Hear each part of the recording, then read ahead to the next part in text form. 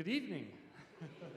I guess I'm doing the introduction today, so thank you all for coming. I'll let Donegan do most of the talking, but we have Donegan and Noah Stone is her collaborator on the piano. They are studying collaborative piano at BU, getting a doctorate in musical performance. And I will welcome them out and let Donegan do all the talking, but we're excited to have a wonderful kind of thoughtful consideration of motherhood and the different stages and forms that it takes in our lives. Thank you.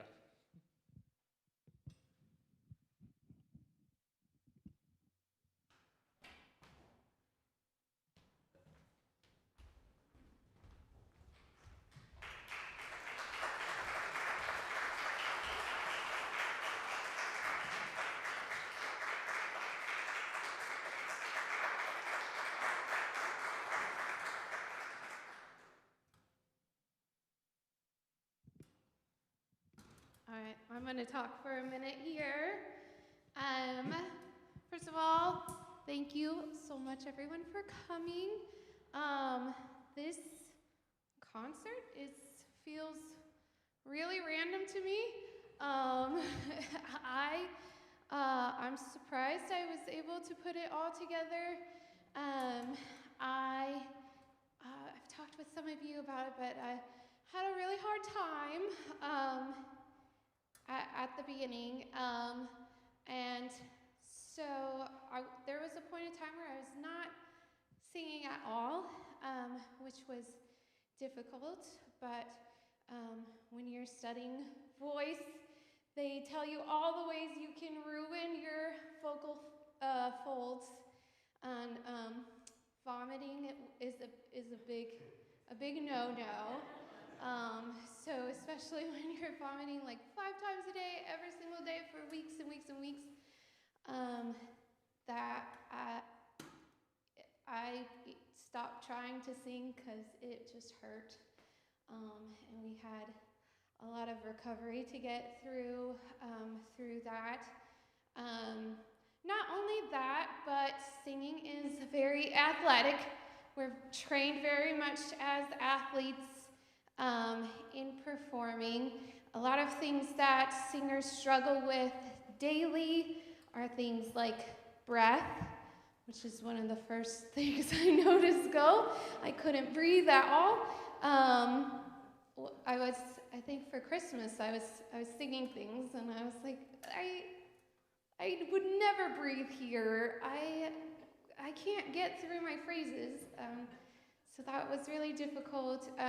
It takes a lot of support from these muscles, which that's all taken up right now. Also, alignment is really important. I struggled before pregnancy with alignment daily in singing, and now my body looks like this, where it's all tilted forward. So that's a struggle. Hormones as well. Hormones affect your vocal folds. We hear that all the time when people are hitting puberty, those voice cracks. I found they happen in pregnancy as well, with all those hormones. So we might hear some cracks, but we're gonna enjoy, that's just where we are in life right now. Couple things, I'm doing a lot of things different. I would not normally talk so much. I would normally go back and forth between pieces, take my water back there, but I'm just gonna be out here, take deep breaths. My water's here. If I need to sit, I'm gonna sit. Otherwise, I'll stand. I'm not wearing heels, just flats. A lot of times I memorize all of my music. I have something that they call pregnancy brain happening right now, and my brain is focused on creating life. So I'm gonna have my music here. And yeah, we some of these, if you hear recordings of some of these pieces elsewhere, we might have adjusted the tempo or take breaths where I normally wouldn't take breaths. So that's all a little different for me this go around this performance. So we're gonna get started here. The first piece is about a possible teen pregnancy. It's called Two Little Lines. So she's concerned if she's pregnant or not. We're waiting for that pregnancy test. Me and Noah actually performed the first two pieces at an abortion rights benefit concert back in 2022 after Roe v. Wade was overturned. So this is kind of neat to bring those pieces back in a different context. But yeah, it doesn't matter your age, the anxiety that comes with taking a pregnancy test, whether you want it to be positive or negative, there's a lot of emotions there. And of course, I want to acknowledge our teen moms. There's so many different stories. I've seen teen moms strive, they have great support, go to school, get all their degrees. I know others that have had to make some hard decisions, and others have a hard time giving by. So it's very important to remember that is a really real thing, and definitely emphasize the importance on having a choice in your circumstance is really important. So we'll get started here with Two Little Lines. Oh, and so normally there is swearing in this song, just at the beginning. I am choosing to censor that for today's performance, just because we are on the church's live stream. But just know, use your imagination.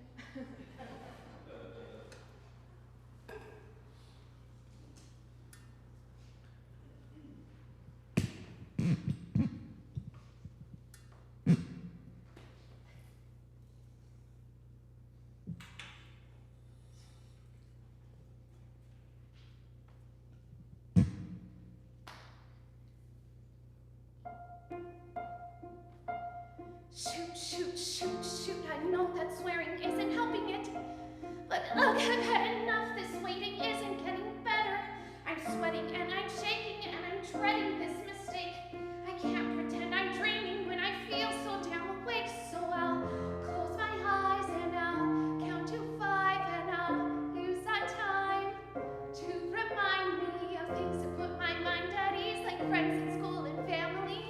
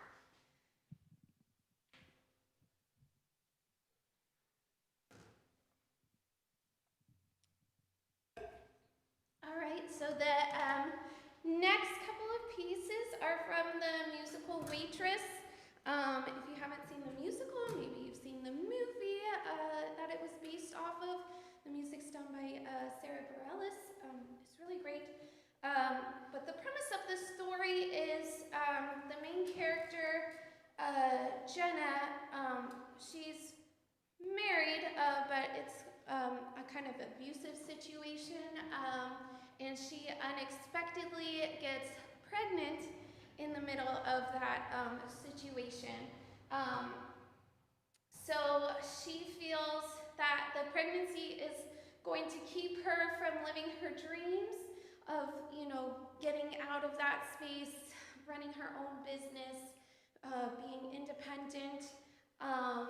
But what actually ends up happening is the child is what motivates her for a better life and actually take action in removing herself from that situation.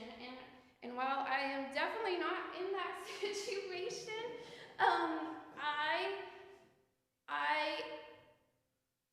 I was told a lot that because I've wanted to be a mom for a long, long time, but I was always told that I would have to give up my dreams if I were to become a mom. So I put off becoming a mom for a long time to try to follow those dreams, and I finally was tired of waiting and said, you know what, it really inspired me by seeing other singers that were moms. I saw them, I spoke with them, we talked through how they live their lives, and that really inspired me and motivated me. One of the reasons I wanted to have this concert is to show, so like a lot of singers, when they audition and things and they're pregnant, they hide it, and they don't tell companies or anything like that. So one of the reasons I wanted to do this concert was to just show everything, and that you can sing, perform at the same time. So, yeah.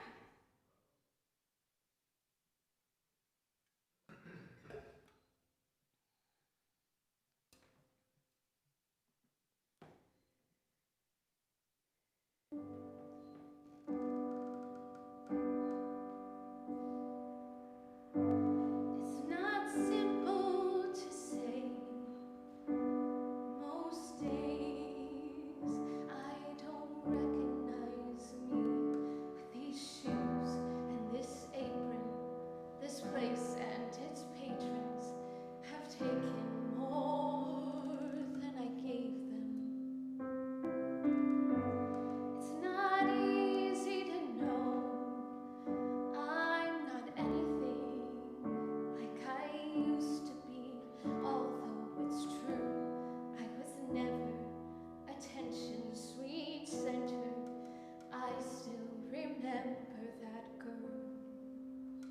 She's imperfect, but she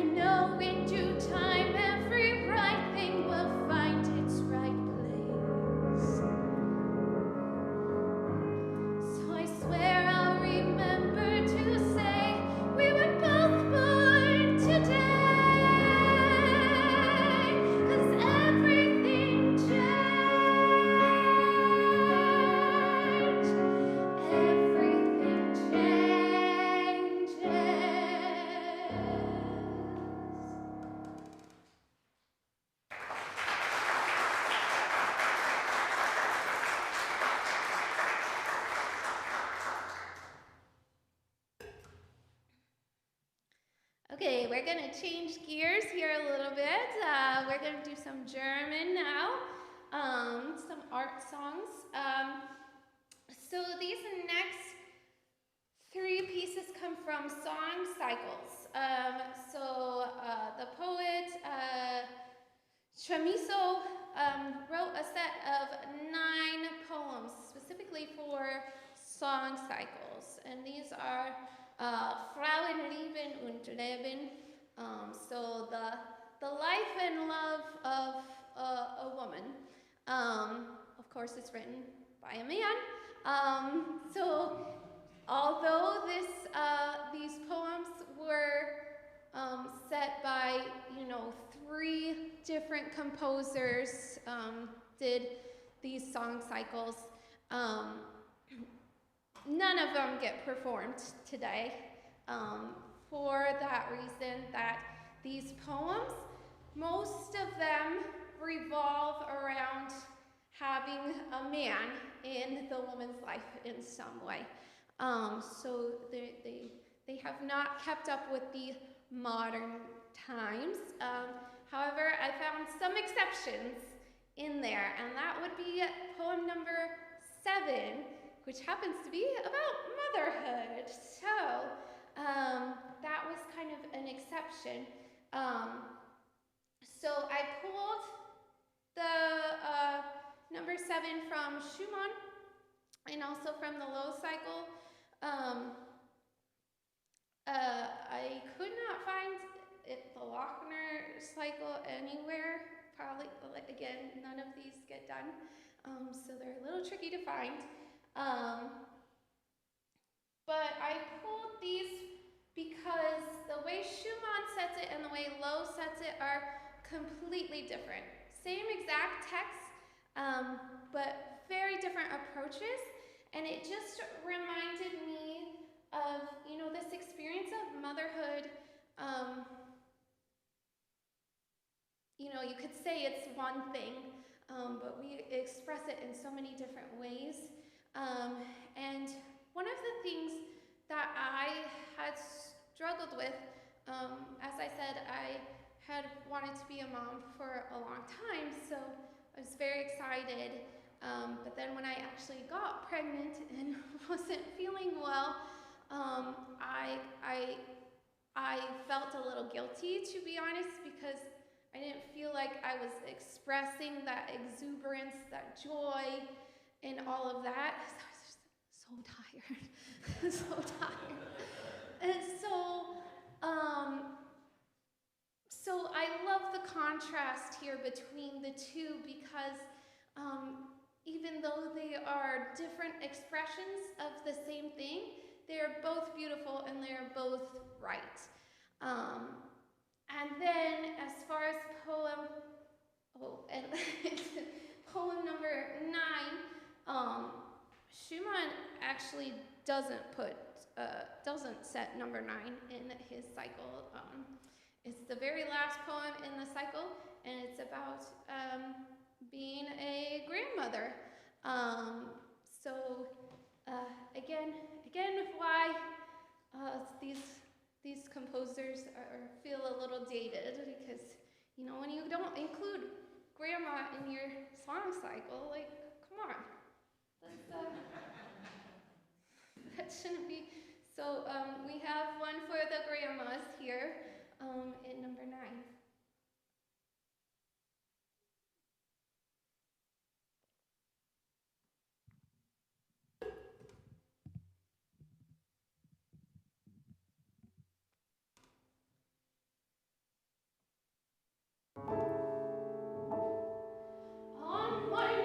Liebe, die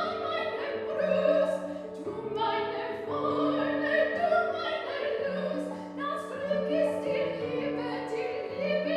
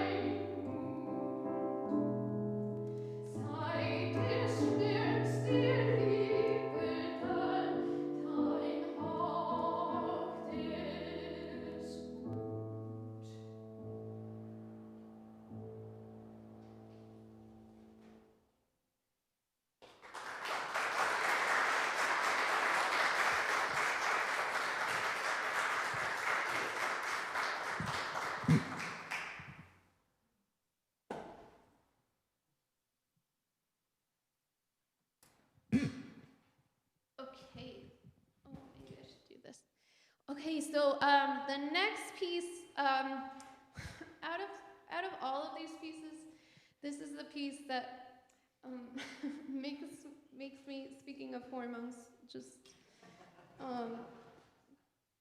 by the end just fall. I'll think I'm doing fine, and then I get to the end and I lose it. But we're gonna get through it today. So this song comes from what they call a failed musical. So it was written for whatever reason. It was never finished.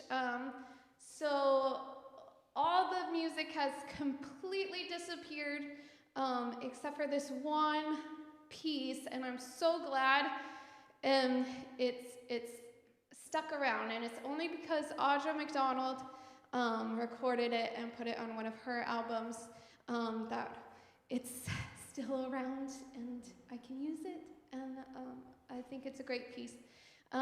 So the musical it comes from was called The Other Franklin, and it was about Benjamin Franklin's son, William, and his wife Elizabeth, and they had infertility issues, and Elizabeth had never always wanted to be a mom, and was never able to conceive a child, but she had her very best friend's son that she became the godmother of, and so she got to experience being a mother in that way, and that's what this song is about.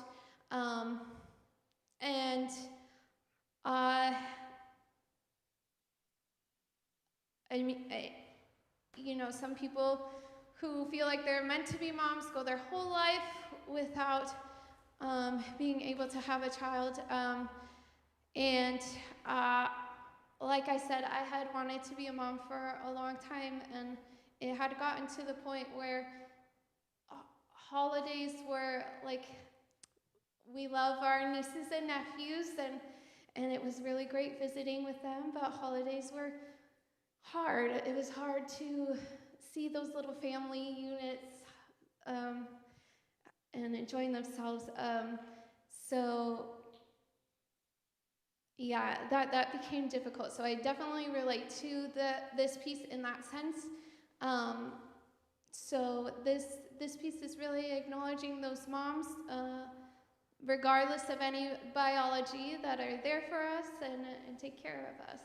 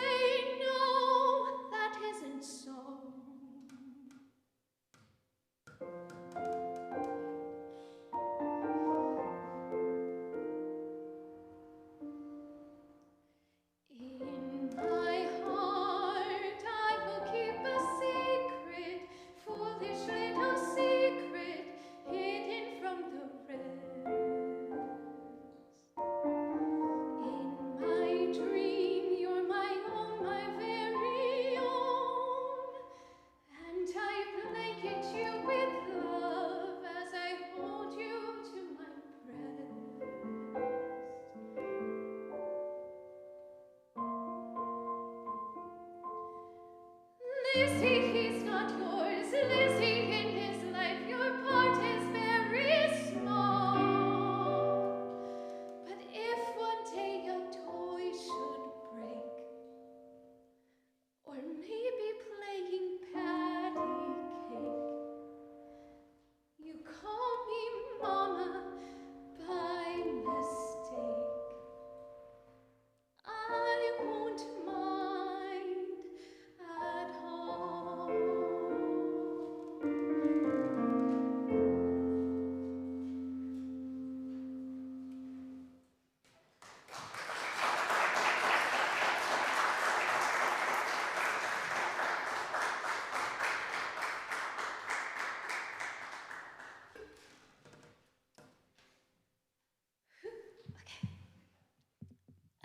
So the next piece, To My Little Son, is by the great composer Florence Price. She was the first African-American woman to have her work performed by a major orchestra, and she actually studied at New England Conservatory here. So that's really exciting. She's having a bit of a revival right now because like a lot of many great artists, a lot of her work didn't get published in her lifetime, so it's getting published now, and it's very exciting.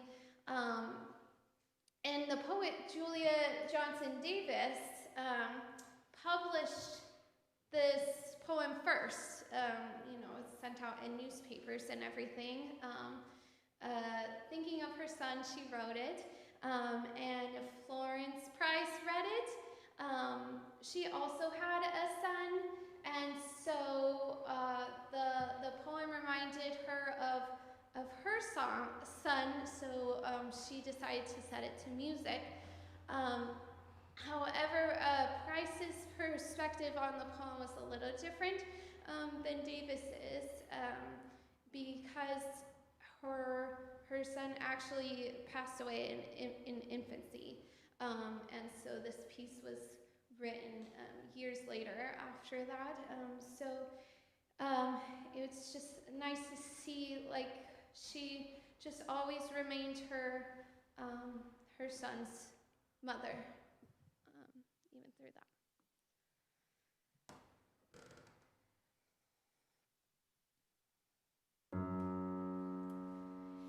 In your face I sometimes see shadow beings of the man to be.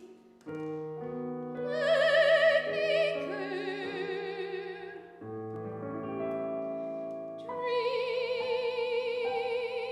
dream of what my son shall be. Dream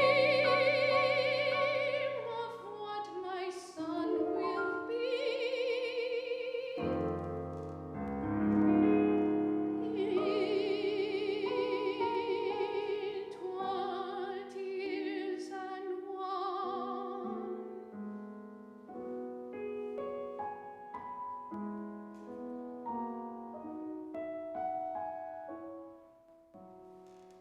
When you are to manhood grown, and all your manhood ways are known, then shall I wistful try to trace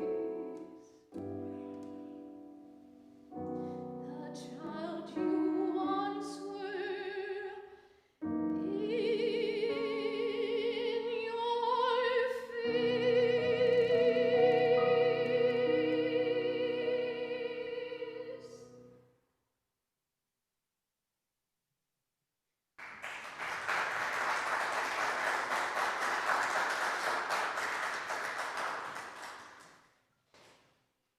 And the next couple of pieces come from The Secret Garden.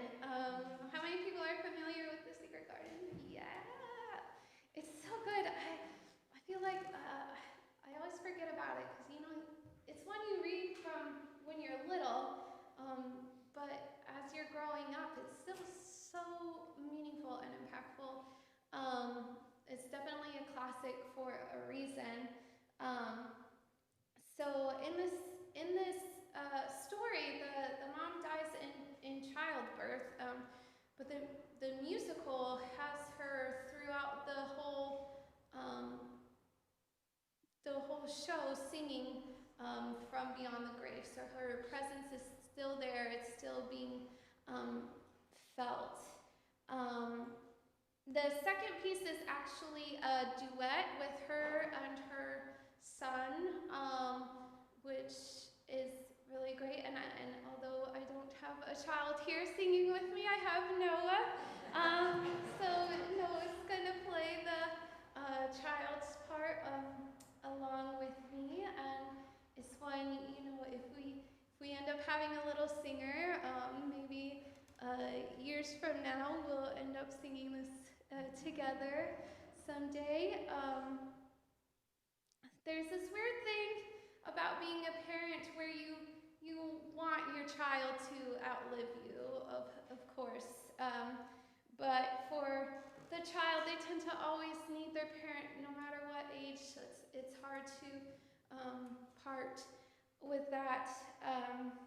So the garden in this is a way to feel the mom's presence still there, even if she's physically not there. So these are to all those moms who may not physically be with us, but they're always in our hearts.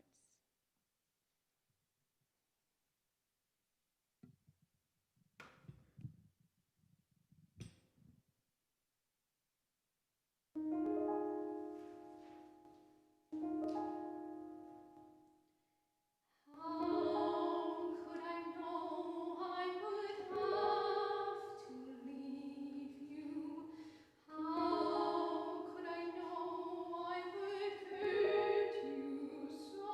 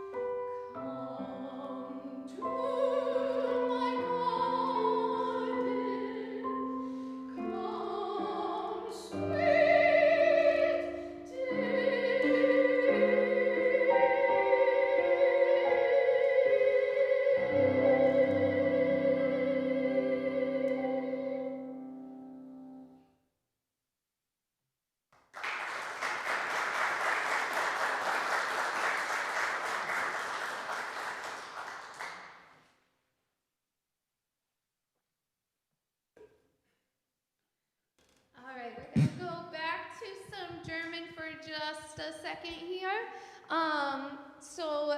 This next piece, Aus die alte Mutter, translates to songs my mother taught me, and it's about passing down those things you learned from your mom, sometimes just because they came from your mom. This is not a song my mother passed down to me, taught to me. My mom sang me lullabies that were, Jeremiah was a bullfrog, was one of them. So I'll probably sing that to my child, just because that's what my mom sang to me. Also a really big Beatles fan because of my mom. So that's something that'll get passed down as well. This song comes from a collection called, translates to Gypsy Songs. The composer is Bohemian, from the country of Bohemia, which is now, doesn't exist. It's the Czech Republic now. But he wrote music as a way to keep the Bohemian culture alive, which really connects with me because on my mom's side of the family comes from Bohemia, the country, before it was the Czech Republic. So that's, it's kind of neat that while Bohemia, it does not exist as a country anymore, it's still passed down these cultures and heritages. And again, that's through my mother's side, so it fits well with the theme.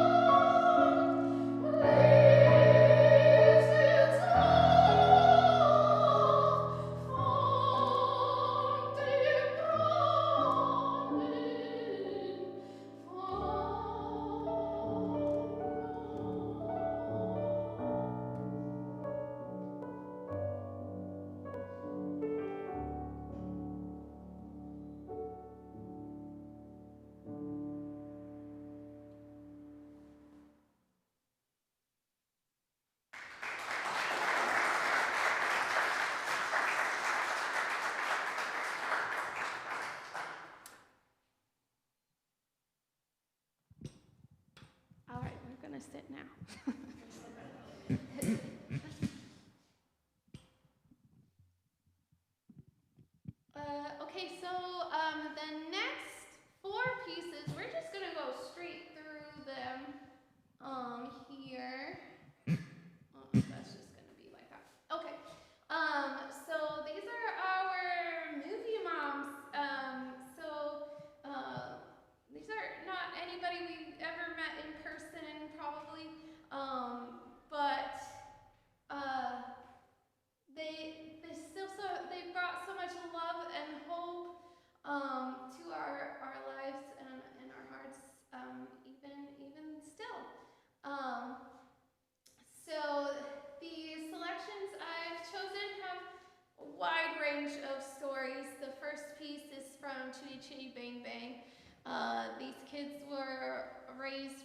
a single dad.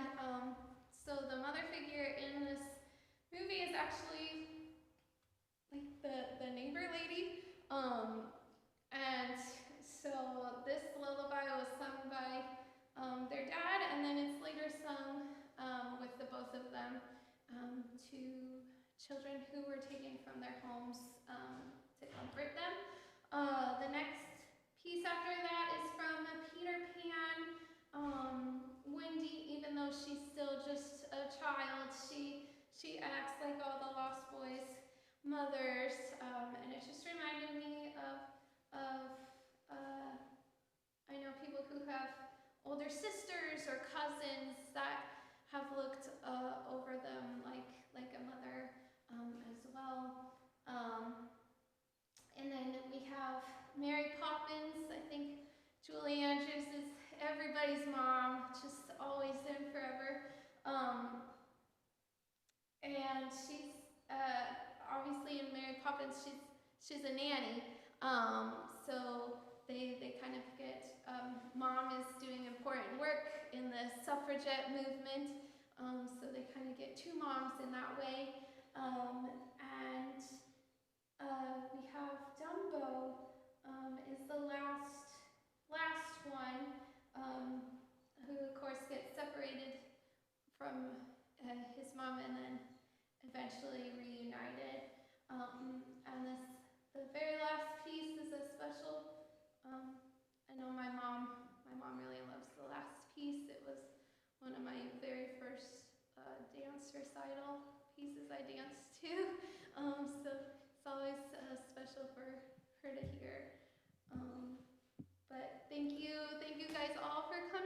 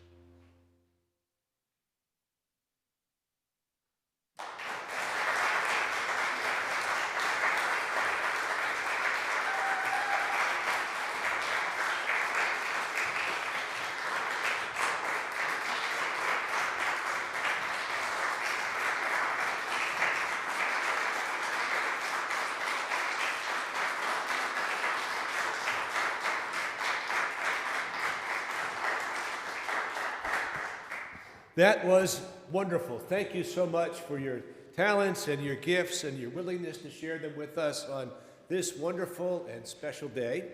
I would call your attention as you depart from the sanctuary that there's an offering box for a free will offering. One does not become such a skilled artist like this without years of education and practice. And if you'd like to be a small part of helping this wonderful artistic expressions to continue, there's an opportunity for you to do so. But we're delighted that you've been with us, and it's been a blessed, blessed evening, and we thank you both.